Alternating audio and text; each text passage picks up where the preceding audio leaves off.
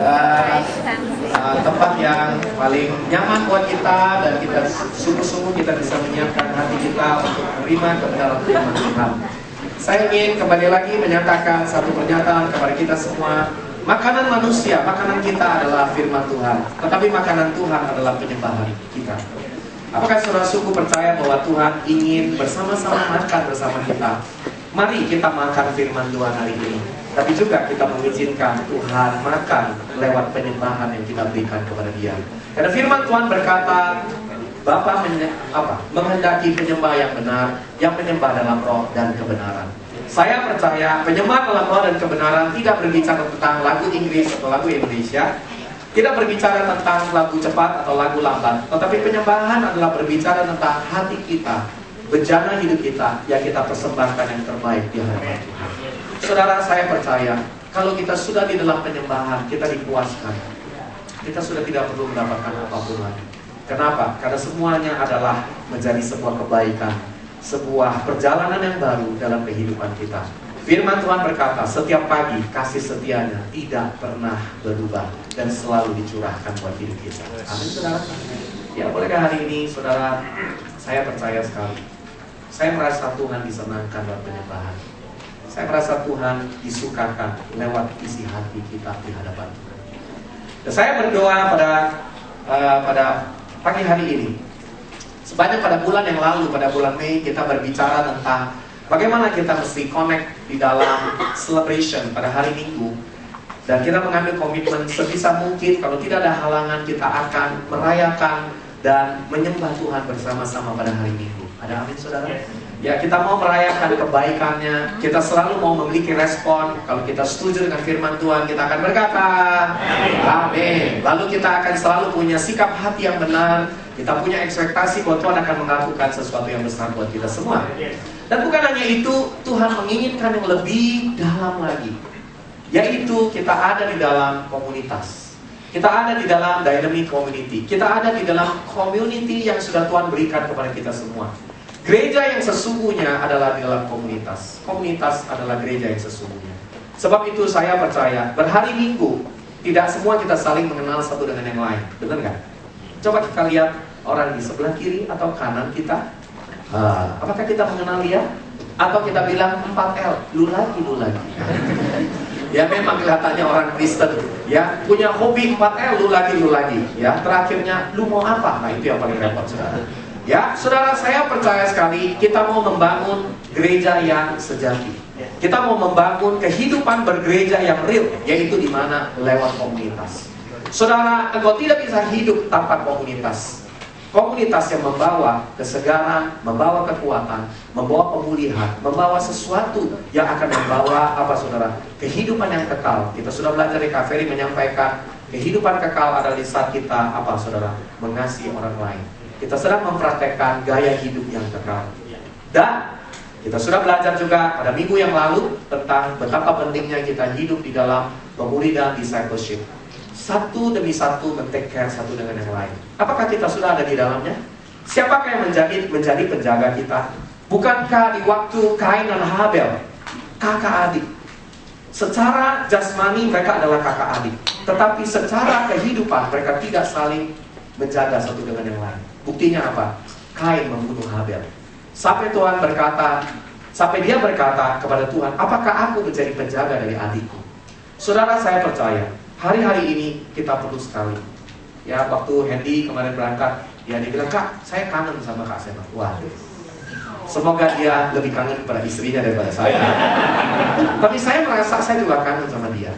Saya merasa ada sesuatu yang kita sama Ferry, dia begitu sibuk, ya kan, punya banyak pekerjaan, dan mereka adalah orang yang one on one dengan saya, dan saya kangen dengan Senko juga, yang saya tahu dia selalu berangkat terus, ya, mungkin mau jadi warga negara China, ya, tapi hari ini dia ada di tengah-tengah kita, dan saya merasa, saudara, bahwa kita sebuah keluarga. Kita harus take care satu dengan yang lain. Saya tidak bisa berjalan tanpa saudara, dan saudara tidak bisa berjalan juga tanpa saya. Kita saling membutuhkan satu dengan yang lain. Beritahu kepada sebelahmu, kamu keluarga bersama-sama dengan saya. Amin, saudara. Atau saudara bilang, gue gak kenal lu. Ya, itu tandanya belum ada di dalam pemulihan one on one.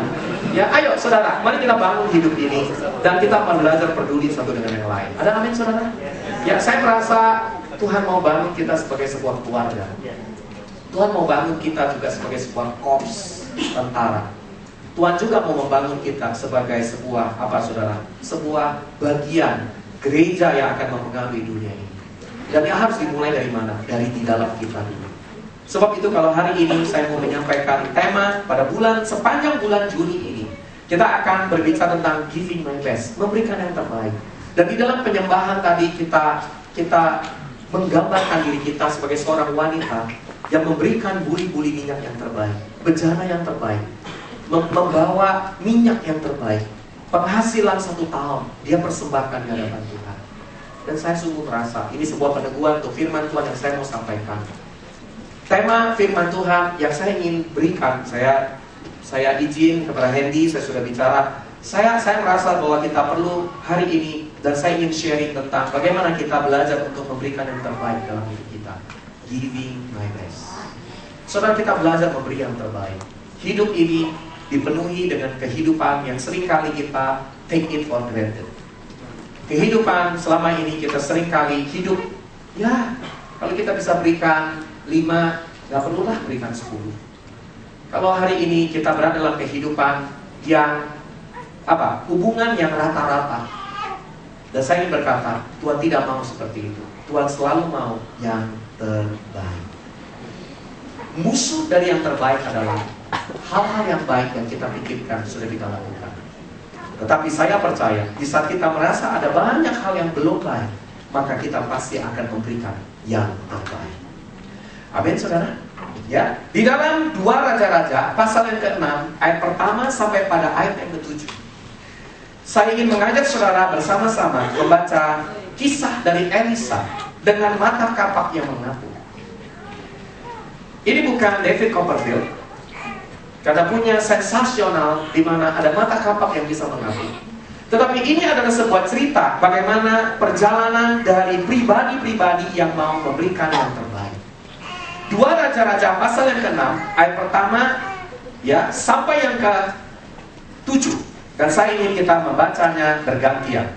Kalau kita sudah temukan dan saudara perhatikan baik-baik huruf merah yang saya berikan supaya saudara belajar untuk giving the best kepada Tuhan, giving the best kepada orang lain, giving the best dalam kehidupan ini. Mari saya ajak yang pria, kita baca bersama-sama. Pada suatu hari berkatalah rombongan Nabi kepada Elisa, cobalah lihat, lihat garis bawahi ini, cobalah lihat, tempat tinggal kami dekatmu ini adalah terlalu sesat bagi kami. Silakan yang wanita pada ayat yang kedua.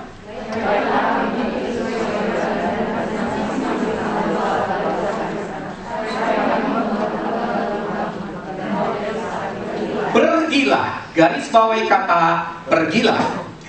Mari yang pria, lalu berkatalah seorang, silakan ikutlah dengan hamba-hambamu ini. Jawabnya, baik, aku akan ikut. Garis bawahi kembali kata ini, ayat yang keempat yang wanita.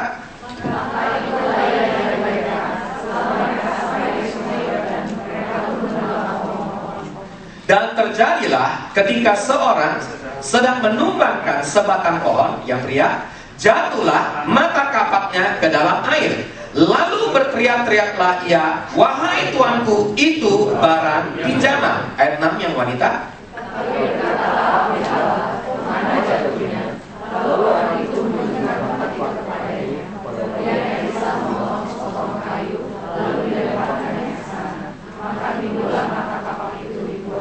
Bersama-sama, lalu katanya, ambillah. Orang itu mengulurkan tangannya dan mengambilnya.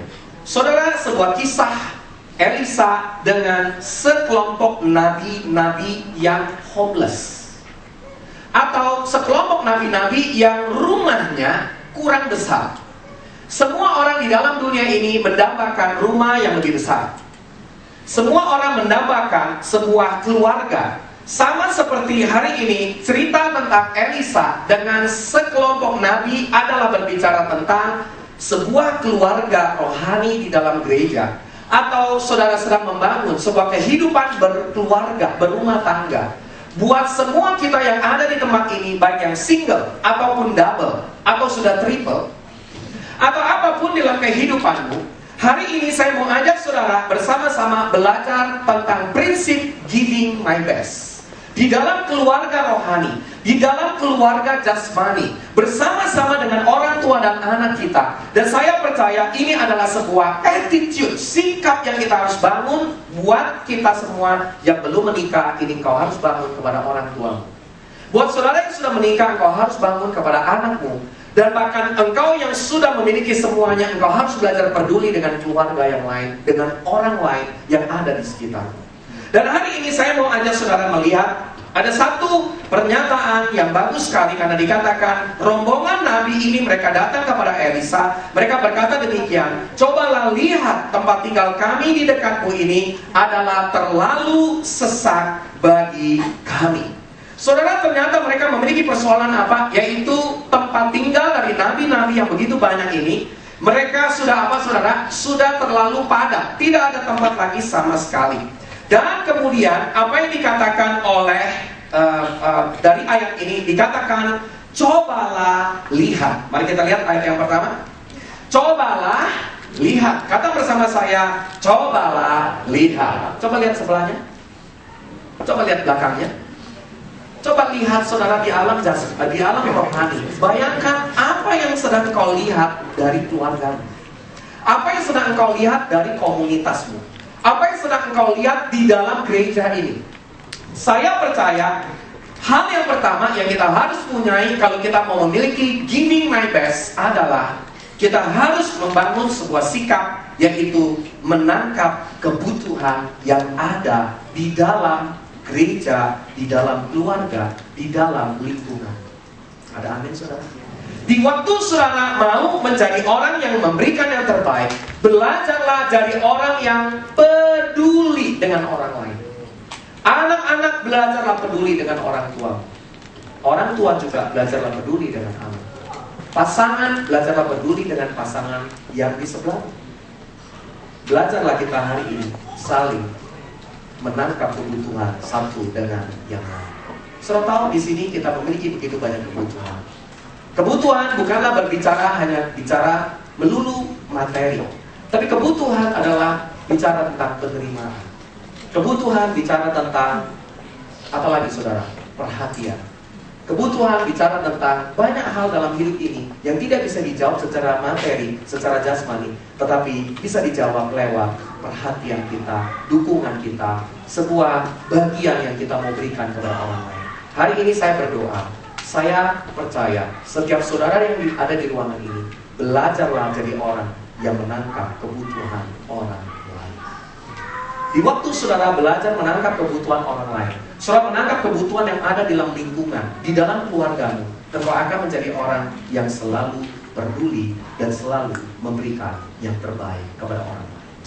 Saudara, saya berdoa, biar kiranya barang siapa yang bisa melihat hari ini, mereka akan melihat dengan mata rohani. Mereka akan melihat dengan matanya Tuhan kebutuhan-kebutuhan orang lain. Saudara, saya percaya begitu banyak orang-orang di dalam komunitas, begitu banyak orang-orang di dalam pemuridan, begitu banyak orang di dalam kantor, di dalam lingkungan kita yang membutuhkan pertolongan kita.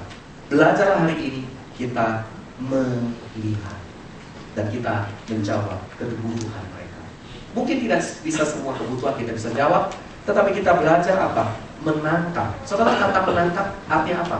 Ada kepedulian, ada empati, ada perhatian di dalamnya. Sebab itu hari ini, di waktu saudara mau giving my best, saudara akan menjadi orang yang menangkap kebutuhan yang ada. Elisa, dia menangkap kebutuhan dari sekelompok nabi ini. Dia menangkap kebutuhannya. Secara manusia, Elisa sudah punya rumah mungkin yang lebih baik. Tetapi sekelompok nabi ini rumahnya rame-rame. Mungkin karena mereka mes ya, punya asrama. Mereka mungkin gak punya ya mungkin kalau mau disebut ini nabi besar, nabi kecil. Nabi besar biasanya berkatnya lebih banyak mungkin pada waktu itu, karena dia bisa membuat mujizat 2 kali daripada Elia, ya kan? Dan ini adalah nabi-nabi kecil yang kumpul, yang mungkin belum terlalu terkenal, belum terlalu tenar, ya kan? Berkatnya belum terlalu banyak dan mereka kumpul rame-rame. Tetapi seorang yang besar selalu akan memperhatikan orang yang kecil. Seseorang yang punya kelebihan, mereka selalu akan memperhatikan orang yang kekurangan. Dan saya berdoa agar kita menjadi gereja yang punya kemurahan hati, kepedulian, dan perhatian kepada orang. Lalu, sesudah itu dikatakan pada ayat yang kedua. Firman Allah berkata apa? Lihat ayat yang kedua. Baiklah kami pergi ke sungai Yordan. Ya, baliklah ayat saya. Ya, baiklah kami pergi ke sungai Yordan. Ya, dan masing-masing apa saudara mengambil satu balok dari sana supaya kami membuat tempat tinggal untuk kami. Lalu dikatakan apa? Jawab Elisa, pergilah. Saudara, saya percaya di waktu mereka memiliki kesulitan dari ayat pertama sama ayat kedua, saudara akan menemukan rombongan nabi ini datang kepada siapa? Mereka tahu, mereka nabi. Nabi carinya nabi. Ya kan? Mereka tahu urapannya itu dari dia. Kalau saudara dalam dunia bisnis, saudara harus cari orang yang menjadi pebisnis yang diurapi Tuhan. Tentunya saya sebagai orang yang melayani Tuhan sepenuh waktu, saya tidak bisa memberikan semua jawaban tentang bisnis saudara. Tapi saudara harus belajar kepada orang yang sudah lebih senior, lebih dulu yang mampu dan capable di dalam kapasitas mereka dalam berbisnis. Tetapi kalau saudara membutuhkan unsur kerohanian, saudara bisa tentunya datang kepada pembina-pembina rohani yang ada di atasmu. Betul nggak saudara? Sebab itu saya percaya setiap kita yang ada di ruangan ini, mari kita belajar saudara. Hal yang kedua, di waktu saudara sudah menangkap kebutuhan yang ada, ini dua sisi yang kita harus bangun. Belajarlah meminta arahan dan bimbingan dari Bapa rohani. Sebagai orang yang mau giving the best, giving my best, saudara belajarlah selalu bukan saudara merasa apa yang engkau perlu kasih, tapi belajar minta arahan dan bimbingan dari Bapa rohani. Belajarlah jadi orang yang di dalam sebuah rumah. Saya ingin wanti-wanti kepada anak-anak muda di tempat ini, karena saya percaya majority di tempat ini adalah orang-orang muda. Tapi saya percaya ada banyak keluarga-keluarga, ayah, ibu, orang tua yang ada di tempat ini, yang ditempatkan Tuhan di gereja ini untuk menjadi bapak dan ibu rohani buat anak-anak muda di tempat ini. Amin. Yang amin kok malah yang belum menikah. Yang sudah menikah ada amin. Nah, kita harus jadi bapak dan ibu buat mereka-mereka yang hari ini menjadi anak-anak kita. Dan saya ingin katakan, jangan pernah memutus benang merah dengan orang tua. Kita sudah belajar bahwa di waktu kita memutus benang merah, kita tidak akan mendapatkan berkat dari Tuhan. Jangan pernah memutus benang merah dengan pemimpin rohani. Jangan pernah memutus benang merah dengan bapak rohani. Belajarlah hari ini, saudara, dengan saya, kita mau jadi orang yang selalu punya sonship, punya roh anak, dan kita mau selalu belajar diarahkan dan dibimbing oleh Bapak rohani kita, pemimpin yang berotoritas, orang-orang yang di atas kita. Seringkali anak-anak kesel banget sama orang tuanya. Kenapa? Mereka merasa orang tuanya kurang ngerti tentang mereka. Tapi satu hari, kalau saudara banyak melakukan ini, saudara juga akan menuai kembali. Satu hari anakmu juga akan bilang, Bapak mak gua jadul banget. Ya, dan aku gak suka dengan dia, dan dia selalu tidak mengerti apa yang aku maksud. Sebab itu jangan saudara menabur kalau tidak mau menabur. Belajarlah hari ini kita menjadi orang yang selalu submit. Belajar kita menjadi orang yang apa saudara? Your will is my command. Apa yang menjadi kehendakmu orang tua bukan berarti semua hal, tetapi apa yang menjadi bagian dari pemimpin rohani atau menjadi pembimbing rohanimu yang dia arahkan engkau. Belajarlah engkau berkata, saya nggak ngerti, saya secara manusia saya nggak belum bisa terima, tapi saya mau belajar lebih dulu, punya sikap hati sampai dengan mereka. Saudara bisa mengerti apa yang saya maksud?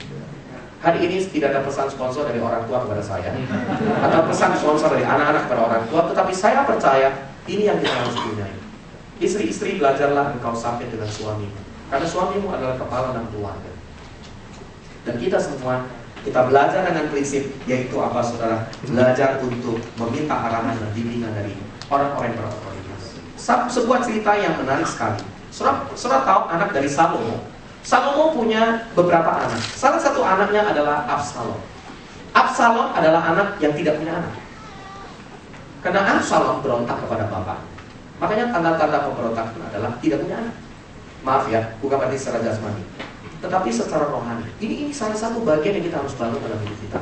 Tetapi yang saya mau bahas bukan Absalom. Yang saya mau bahas adalah tentang Rehabiam. Saudara menemukan di dalam 1 Raja-Raja pasal yang ke-12, ya, 1 Raja-Raja pasal yang ke-12 pada ayat yang ke-4. Rehabeam adalah anak dari Salomo.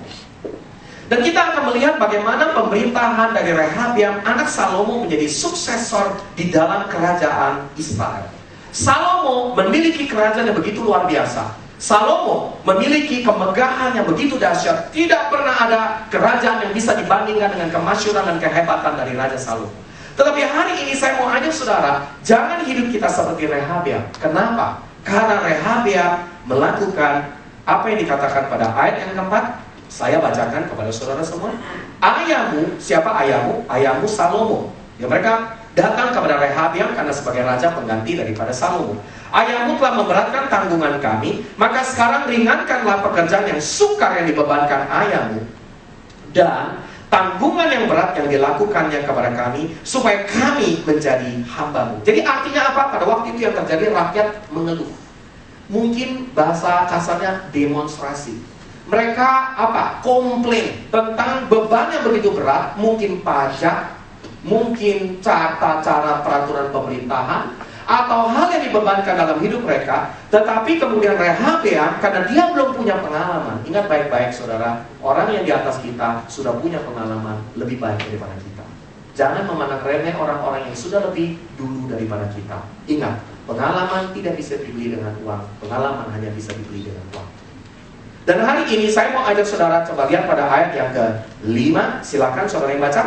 Tetapi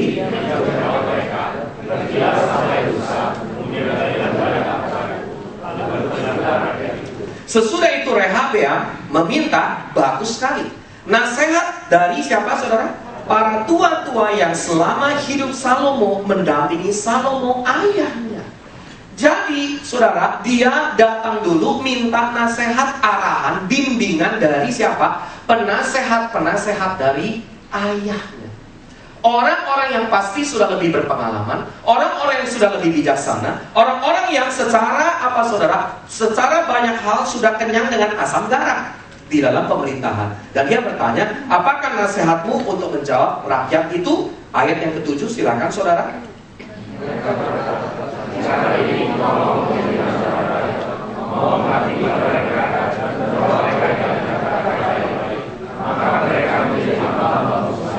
Amin saudara.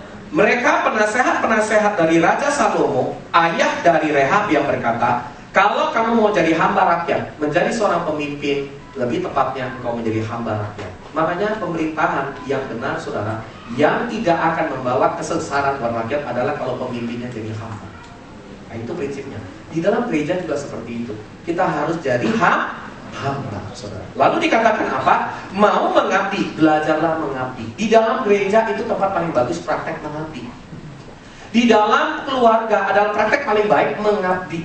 Itu namanya mengabdi, saudara, artinya tanpa pamrih. Lalu dikatakan belajarlah menggunakan kata-kata yang baik. Saya percaya loh, anak-anak, orang tua, semua kita di tempat ini, jadikan gereja ini juga kita selalu mau menggunakan kata-kata yang baik. Ada amin saudara? Jangan sampai nggak jadi kesaksian dalam kata-kata kita. Entahkah di kantor, entahkah di rumah, entahkah di dalam gereja. Saya pribadi juga belajar saudara. Seringkali kalau sudah emosi.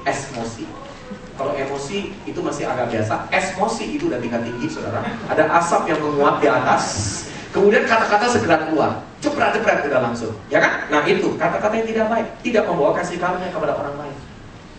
Belajar saudara menjadi orang yang menggunakan kata-kata yang baik. Dan dikatakan pada ayat 8, saya mau ajak saudara kali ini baca sama-sama.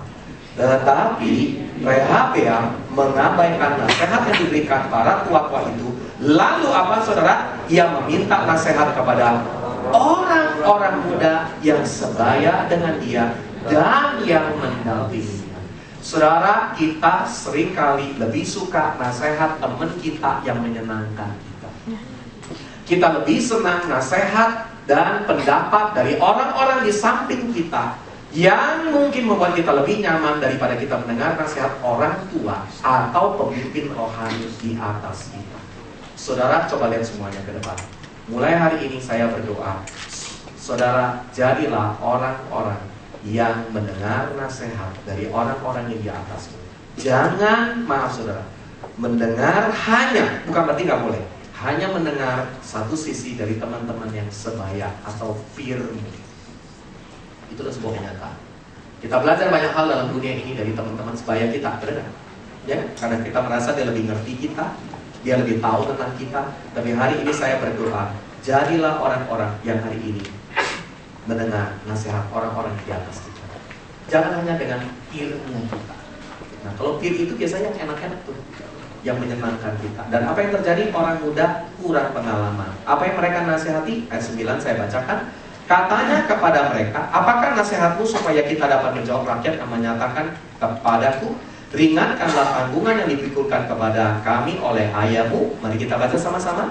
Lalu orang-orang muda yang sebaya dengan Rehab yang berkata, beginilah kau katakan kepada rakyat yang telah berkata kepadamu, ayahmu telah memberatkan tanggungan kami, tetapi engkau ini berilah keringanan kepada kami. Beginilah harus kau katakan kepada mereka. Ayo keluarkan kelingking. Saudara punya kelingking? Ayo keluarkan dulu kelingkingnya, saudara. Kelingkingku lebih besar daripada pinggang ayahku. Itu artinya kelingking kejepit pintu, atau dimakan lebah, atau mungkin digigit lebah atau apa. Bayangkan saudara, dia begitu menghina ayahnya. Dia bilang apa? Kelingkingku lebih besar daripada pinggang ayah. Saudara, maaf, generasi kita seringkali suka menganggap remeh orang-orang yang di atas. Saudara belajar dan bertobat dari hal itu. Jangan pernah jadi orang yang kurang ajar dengan mengatakan kelingking saya lebih besar daripada pinggang bapak gua. Saya bisa bayangkan kelingking dengan pinggang. Saya sudah tidak tahu lagi ini bentuk kelingking seperti apa. Dan firman Tuhan berkata pada ayat yang ke-11, maka sekarang ayahku telah membebankan kepada kamu tanggungan yang berat, tetapi aku akan menambah tanggungan kamu. Ayahku telah menghajar kamu dengan cambuk, tetapi aku akan, mari baca, menghajar kamu dengan cambuk dan berduri besi. Wah, lebih parah.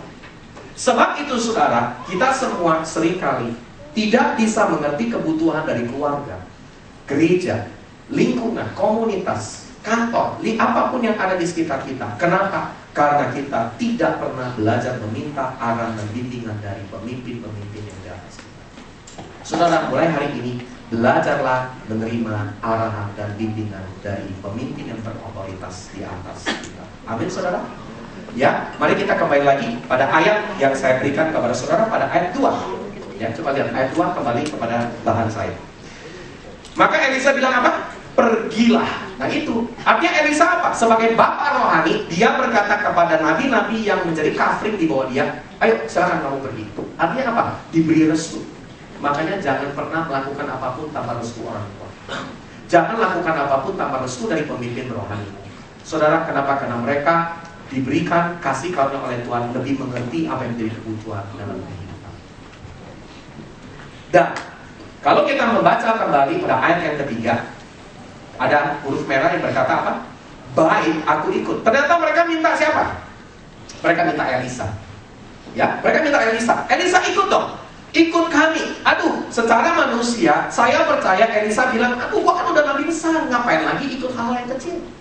Tapi saya percaya kepemimpinan yang sejati punya prinsip yang ketiga. Mari kita lihat, yaitu selalu punya prinsip mengambil tanggung jawab.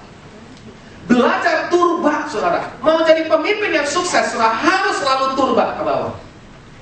Ya, hari yang kemarin saya duduk dengan salah satu CEO dari asuransi di Indonesia, asuransi lokal, sambil ngobrol-ngobrol sama dia. Dia bilang, Pak, saya orang perbankan, tapi hari ini saya waktu masuk dalam asuransi, membesarkan asuransi yang lokal ini menjadi seperti hari ini, saya selalu harus turun ketemu sama orang. Dan saya percaya, saudara, kepemimpinan yang sejati adalah turba ke bawah. Kepemimpinan yang sejati adalah leading with example. Saudara, kita tidak bisa melihat contoh tanpa kita bersama-sama dengan orang yang kita didik dan kita bina.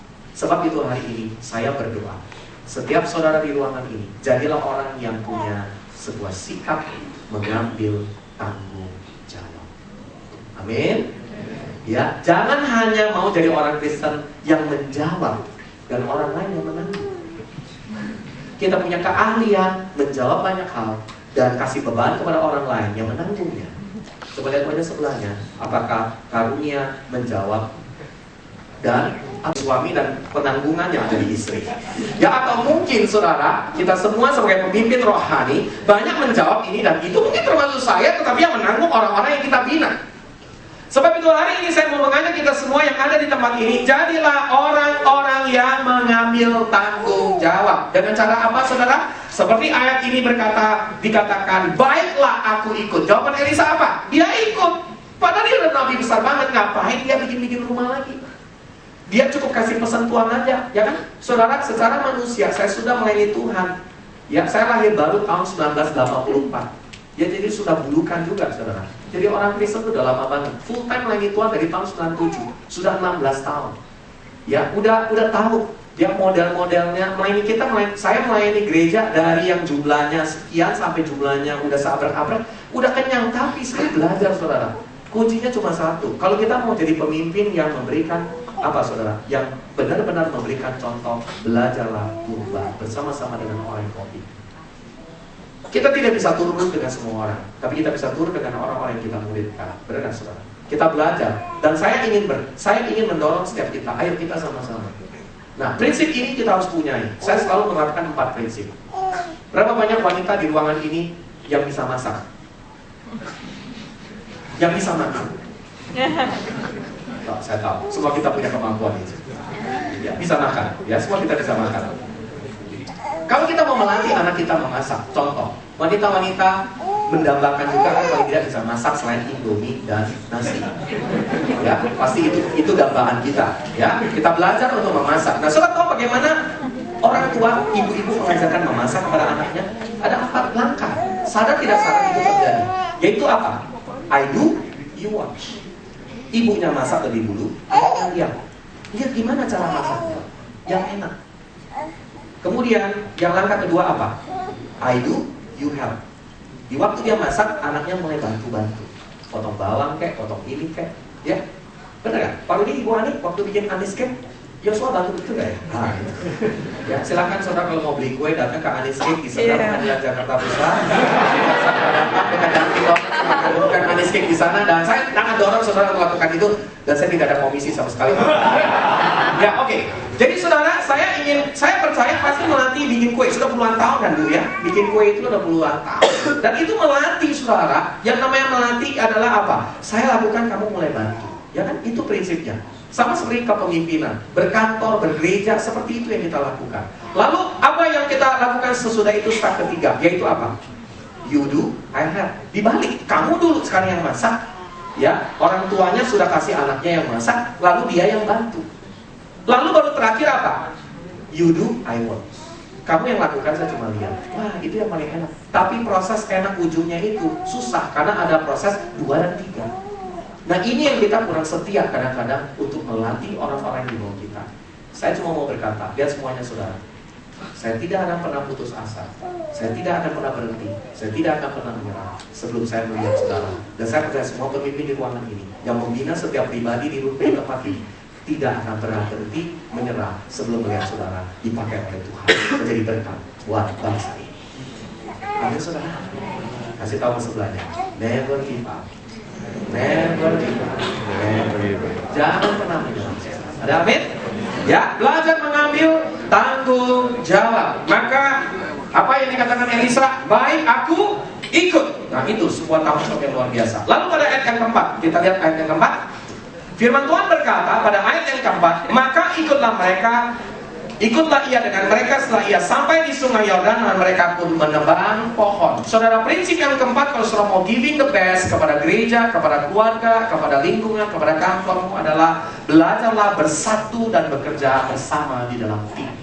Saudara, kita tidak bisa membangun gereja ini menjadi besar, saudara menjadi orang-orang yang dipakai oleh Tuhan tanpa saudara belajar apa? Belajar bersama-sama. Kasih tahu sebelahmu, saya perlu kamu. Dari wajahnya kayaknya nggak perlu orang sebelahnya.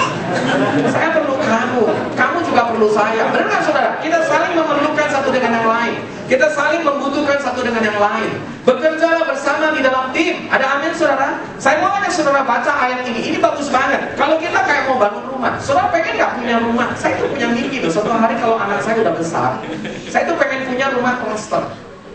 Bapak emaknya di sini, anaknya sebelahan, satu komplek aja kita rame-rame. Dan saya sudah lihat itu di tengah-tengah dari orang yang pernah saya bina, rumahnya di Kelapa Gading, di Arta Gading, 4 rumah, tamannya jadi 1. Bagus banget saudara. Ya, tapi memang ada yang enak dan tidak enak sih. Kalau ada apa-apa ketahuan semuanya, saudara.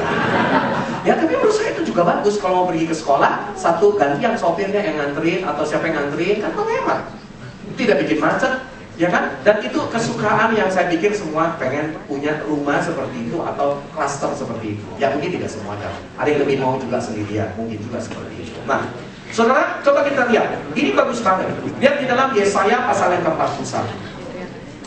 Di dalam Yesaya 41, di waktu istri saya berdoa kemarin mau disangkutkan, dia kasih ayat ini kepada saya. Dia bilang, saya dapat ayat ini Tuhan bicara. Dan saya ingin mengajak saudara melihat ayat yang ke-6 ke-7. Dan saya mau ajak kita semua yang ada di tempat ini, mari kita mau jadi orang yang punya spirit the winning team. Dan kita punya spirit together. Kita harus bersama, kita tidak bisa sendirian. Kita tidak sedang membangun one man show ministry, tetapi kita sedang membangun pelayanan bersama. Mari saya mau bacakan kepada kita semua. Yang seorang menolong yang lain dan berkata kepada temannya, sama-sama kita baca, kuatkanlah hatimu. Amin saudara, kuatkanlah hatimu. Ayat 7. Mari kita baca sama-sama. Tukang besi menguatkan hati tukang emas. Orang-orang yang mengimpikan logam dengan martil menguatkan hati orang yang menempa di atas landasan. Yang berkata kepada patriark, itu baik, lalu menguatkannya dengan paku-paku sehingga tidak goyah. Coba lihat wajah sebelahnya, tukang besi dia? Atau dia tukang emas? Atau dia orang yang memimpikan logam, karena dia kalau ngomong memimpikan orang lain langsung orang lain diharap dengan omongan dia. Ya, tukang emas, tukang memurnikan orang lain, ya kan? Terus kemudian tukang besi, ini bicaranya keras-keras semua nih. Besi, emas, logam, waduh keras berat ya katanya. Memang ini konsumsi baja berat. Ya, makanya saudara, saya percaya apa yang dilakukan, kuatkanlah. Dan engkau adalah orang yang dipakai oleh Tuhan. Ada amin saudara? Saudara, saya berdoa di dalam DC, dynamic community kita, di dalam komunitas. Ada yang punya kekurangan, jangan hakimi kekurangan dia. Amin, saudara. Setiap orang punya kelebihan dan kekurangan. Terkadang kita bisa lebih melihat kekurangan orang lain daripada kelebihan dia. Maka itu yang dibilang dalam Alkitab. Apa? Balok di depan matamu, kamu gak bisa lihat. Tapi selumbar di mata orang lain, kamu bisa lihat. Makanya saudara, ya, jangan suka ngomong orang lain. Kita waktu ngomongin orang lain juga ngomongin kita sebenarnya. Benar, kita suka ngomong orang lain. Ih, emang orangnya aneh ya itu. Ya, ada, maaf, ini kisah nyata. Ada pendeta dengan istrinya lagi ngobrol di kamar tidur, atau pemimpin rohani lagi ngobrolin tentang anak binaannya. Ini anak binaannya memang aneh, kuat, nggak bisa diatur, susah, udah didoain, nggak juga bertobat-tobat. Tapi sebaik lagi anak binaannya sama istrinya ngomongin juga pembinaannya ternyata. Ya pada jam yang sama ngomongin juga, pembina saya juga begini kurang perhatian saya. Nah makanya saudara, jangan suka ngomongin orang lain. Benar? Ya, belajar kita jadi orang yang apa saudara? Memberikan encouragement kepada orang lain. Belajar kita memberikan kekuatan. Dan saya berdoa saudara harus jadi orang-orang yang memberikan kekuatan kepada orang lain. Amin saudara. Ya, saya ingin mengajak kita bangun atmosfer saling menguatkan. Kuatkanlah hatimu. Ya, banyak orang yang hatinya lagi nggak kuat, lagi melo, ya kan, lagi sedih, lagi galau, ya kan, lagi sensi. Nah, ini bukan sensitif. Ya kan, begitu saudara. Nah inilah kenyataan di akhir zaman ini banyak loh. Gereja ini ya, jemaat sensi, pemimpin sensi, ya kan, nah, gampang galau, gampang tersinggung, ya gampang kalau ini dan itu. Nah ini loh saudara, kita mau jadi, maaf ya, kita mau jadi orang Kristen jenis apa? Gimana kita mau jadi emas yang murni kalau lewat ngomongan aja kita udah kecewa? Benar, saudara? Kita belajar jadi orang di dalam kita membangun yang terbaik, memberikan yang terbaik. Belajarlah apa saudara? Belajarlah untuk kita memberikan kekuatan kepada orang lain. Ada amin saudara? Ya, jadi prinsip yang keempat adalah bersatu dan bekerja sama di dalam tim saudara. Nah, yang terakhir pada ayat yang kelima, mari kita lihat ayat yang kelima. Dan terjadilah ketika seorang sedang menumbangkan sebatang pohon, jatuhlah mata kapaknya ke dalam air, lalu berteriak-teriaklah ia. Ya kenapa teriak-teriak? Karena barang pinjaman. Nah ini yang repot. Ya, dia nggak ngomong kalau mata kapaknya nggak jatuh. Kalau nggak jatuh kan dia dia nggak ngomong kan, benar kan? Tapi dia mulai apa saudara? Dia mulai apa teriak? Karena itu barang pinjaman. Nah, saya percaya satu sisi memang oke, ini kurang baik sih barang pinjaman. Tapi sisi yang lain saudara, sebenarnya Nabi ini apa? All out. Elisa suruh dia apa? Dia nggak punya mata kapak. Dia itu sampai minjem. Nah itu, saudara, kalau ada instruksi dari pemimpin kepada hidupmu, walaupun kau belum bisa, engkau selalu berkata, siap. Nah ini prinsip yang kita harus bangun. Ya, tentunya ya bukan suruh terjun dari lantai 8 dari tempat ini. Ya itu kan nggak benar. Tapi ingat saudara, namanya pemimpin itu selalu dia bisa men-stretch hidupmu. Saudara ingat loh, hidup ini harus di-stretch. Tahu ya? Stretch jadi stress. Ya kan? Banyak orang tua begitu kuatnya mendorong anaknya sampai anaknya udah kelelahan. Ya kan? Makanya kemarin ada satu cerita di satu gereja, ya pemimpinnya selalu berkata, bekerja sambil berlari. Nah itu, saya juga bingung gimana caranya. Bekerja sambil berlari. Wah ini memang keren banget saudara. Hebatnya luar biasa. Jadi saudara, Tuhan mau apa? Tuhan mau setiap saudara yang ada di tempat ini seperti Nabi ini, yaitu apa saudara? Selalu belajar tidak beralasan. Dia nggak ada. Dia bilang, oh bukan berarti karena nggak ada mata kapak terus jadi alasan yang nggak pergi, benar? Tapi dia selalu memberikan yang terbaik. Dia selalu punya sikap yang selalu siap melakukan perintah dari pemimpin rohani. Saudara, di waktu engkau mau berkata, your will is my command. Artinya apa? Pemimpin rohanimu, kalau dia berkata satu kalimat kepadamu, berarti dia tahu kau punya kemampuan untuk melakukannya. Ada amin saudara? Hari ini saya berdoa, biar kiranya kita jadi orang yang giving my best. Dengan cara apa? Mata kapak, sekalipun kau nggak punya, kau akan pinjam begitu. All out. Dan saudara tahu apa yang terjadi? Bagus banget, lihat ayatnya. Di dalam ayat yang ke berapa itu? Yang ke-6 sampai pada ayat yang ke-7. Ini sangat luar biasa. Dikatakan apa? Tetapi berkatalah Elisa, kemana jatuhnya? Lalu orang itu menunjukkan tempatnya itu, dan Elisa memotong sepotong kayu. Lalu apa? Dilemparkannya ke sana. Ke sana. Mari kita baca sama-sama. Maka timbullah mata kapak itu. Di dalam King James Version lebih bagus lagi. Bukan timbul, berenang. Coba yang punya bahasa Inggris sekarang baca. Berenang. Jadi mata kapaknya itu berenang ngikutin kayu. Nah, saya selalu percaya begini, kayu itu bicara apa? Bejana. Kayu itu bicara tentang kitab yang kita persembahkan di hadapan Tuhan seperti lagu yang tadi kita nyanyikan. Dan saya percaya saudara, kalau kita memberikan hidup, mata kapak bicara tentang apa? Panggilan Tuhan. Hidup yang paling asli, hidup yang diberkati oleh Tuhan, hidup dalam kelimpahan akan menyertai. Ada amin saudara. Kita gak usah cari-cari panggilan. Panggilan yang akan berenang mencari Finding Nemo. Sekalipun sejauh apapun saudara, maka dia akan berenang. Swim. Kalau saudara baca di dalam King James itu, dia berenang. Mata kapak. Waduh keren banget. Saya percaya saudara, orang yang mempersembahkan hatinya yang terbaik, hidupnya gak pakai alasan, give the best, dia akan menerima panggilan lebih besar. Sebab itu yang dikatakan, barang siapa yang mempunyai, dia akan diberikan. Barang siapa yang tidak mempunyai, akan diambil sama sekali. Belajarlah hari ini, saudara, tidak beralasan, memberikan yang terbaik. Dan saya percaya, panggilan Tuhan akan datang dalam kehidupan. Firman Allah berkata dalam kitab Yohanes, kita nggak usah baca, tempalah mata baca, tempalah mata pedang, tempalah mata tombak, maka siapkanlah dirimu di dalam panggilan peperangan Tuhan ke depan. Bulan ini, pada minggu yang ke depan, kita akan belajar bagaimana kita pay the price.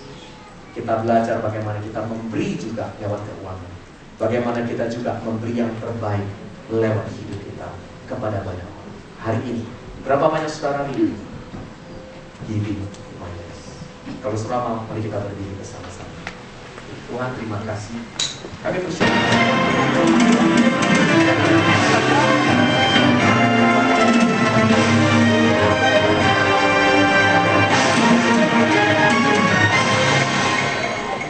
Shalom saudara-saudara.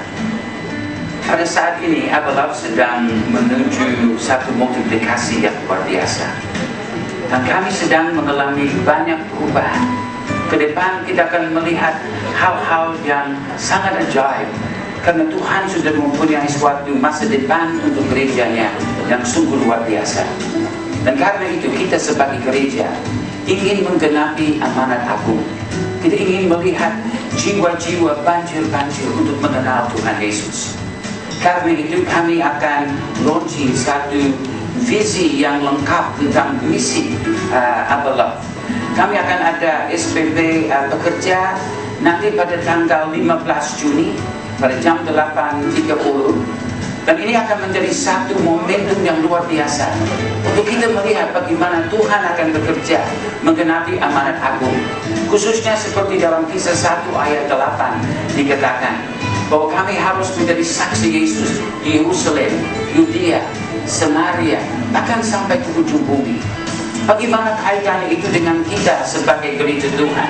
Bagaimana kita menggenapi semuanya? Akan dibahas di dalam SPP ini. Saudara akan mendengar tentang hal yang baru, hal yang luar biasa yang Tuhan sedang kerjakan. Jadi saya mau menganjurkan supaya semua pekerja hadir. Satu momentum yang luar biasa. Pak Edi Leo dan saya dan beberapa orang yang lain akan sharing visi yang sangat real, yang sangat exciting, supaya kita sebagai jemaat Tuhan akan betul-betul menjadi gereja amanat agung. Hadirilah dan jangan lambat, jam 8.30 tanggal 15 Juni. Tuhan Yesus memberkati.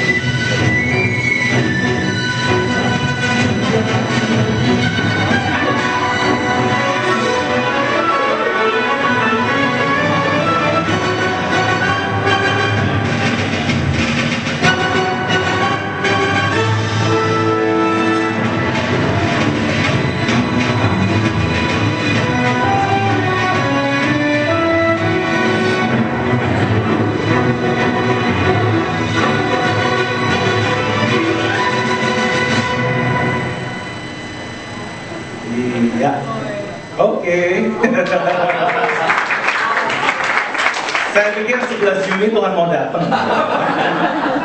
Ternyata saya yang ditampilkan. Man of Steel. Oke. Bulan Juni saudara-saudara kita punya tema yang sangat menarik, Giving My Best. Ya, dan hari ini saudara sudah belajar bersama-sama bahwa Your Will is My Command. Coba lirik kiri dan kanan, kita lihat, nggak usah lirik deh ya. Your Will is My Command.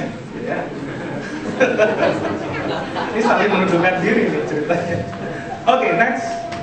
Minggu depan kita akan dilayani oleh Kak Pram ya. 9 Juni I will pay the price. Saudara, saya mau yakinkan bahwa kalau saudara pay the price untuk kerajaan surga, itu semua pasti value-nya sangat luar biasa. Amin, saudara-saudara. Ya. Next. Nah, ini 11 Juni yang tadi ya, yang heboh tadi, bahwa 15 sampai selesai kita akan ada satu acara sepakat bersama pekerja. Jadi saudara semua yang bekerja di sini di area barat, kita termasuk area barat, akan diadakan di Greenfield Maisonette ya, lantai 4 di atas toko buku Metanoia. Jadi semua pemimpin jemaat, gembala area PA, PKS, ya, DCL, tim inti seluruh pekerja diundang untuk hadir di sini. Oke, jangan lupa saudara bisa hadir di sana. Next, ya, tadi juga sudah disampaikan oleh Pak Jeff bahwa ada pertemuan pekerja secara korporat dari seluruh wilayah yang ada di Jakarta, bahwa Sabtu 15 Juni 2013 jam 8:30 sampai selesai ya, saudara-saudara, di Abelov KTC, lantai 2 Kelapa Gading. Oke, hari ini kita belajar tentang bagaimana hati kita bisa memberikan yang terbaik. Yang pertama, saudara harus menangkap kebutuhan. Setuju? Ya. Kalau saudara nggak menangkap kebutuhan, bagaimana saudara bisa memberi yang terbaik? Ya. Saudara harus tangkap kebutuhan itu. Kemarin pada waktu one-on-one sama Stephen itu ada satu hal yang cukup menarik. Dia membuat pengakuan bahwa selama ini dia nggak baik, saudara. Nggak baik. Saya kenal dia pertama kali pada waktu kita masih di Yudo sana, gitu ya. Kak Seno mengajak dia untuk tampil di depan sini, kemudian dia sharing. Saya langsung jatuh cinta. Saya tahu dia anak baik, ya. Saya tahu dia anak baik. Saya sedang menyadari bahwa saya sedang melayani sebuah generasi yang, kalau boleh dibilang, keluarga di masa lalu itu bisa kacau beliau, ya saudara. Banyak di antara kita yang seperti itu. Tapi kita mau start sesuatu yang baru. Amin, saudara.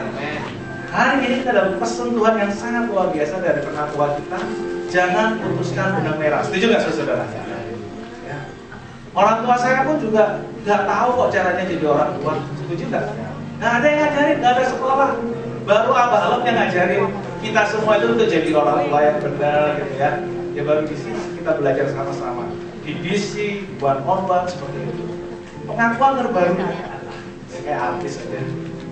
Pengakuan terbarunya adalah ternyata walaupun dia udah beres sama otoritas, ya, ternyata dia tidak pernah coba untuk deket-deket sama otoritas. Sih, kalau hati kita itu mungkin ya kelihatannya baik-baik aja secara tampilan, ternyata kita itu kalau udah pernah terluka, kita nggak mau deket-deket sama otoritas kan, ya. Pada waktu DC Disciple Camp kemarin, dia dapat berkat yang luar biasa. Ya, dia tahu ada sesuatu hal yang Tuhan ingin dia lakukan dan dia coba untuk dekat-dekat sama otoritas. Apa yang terjadi? Dia berkat. Ya, diberkati secara luar biasa. Kalau ingin tahu berkatnya apa, tanya sendiri sama dia. Saya nggak bohong. Berkatnya itu benar-benar di luar perkiraan. Ya. Pada saat dia mau coba dekat-dekat sama otoritas seperti itu. Saudara, jangan pernah berpikir negatif tentang otoritas kita. Ya. Seberapa menjengkelkan otoritas kita dan sebagainya, jangan pernah dijauhin.